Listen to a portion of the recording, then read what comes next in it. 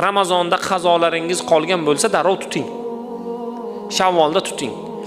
Shavvolda Ramazonni qazosini tutib bo'lganimizdan keyin Shavvolning 6 kunlik ro'zasini undan keyin tuting. Chunki avval farzning qazosini tutish kerak. Saharlik iftorlik vaqti nechida? Birodar, mana qo'limizda Ramazon taqvimi bor. Ramazonning vaqti soati bor.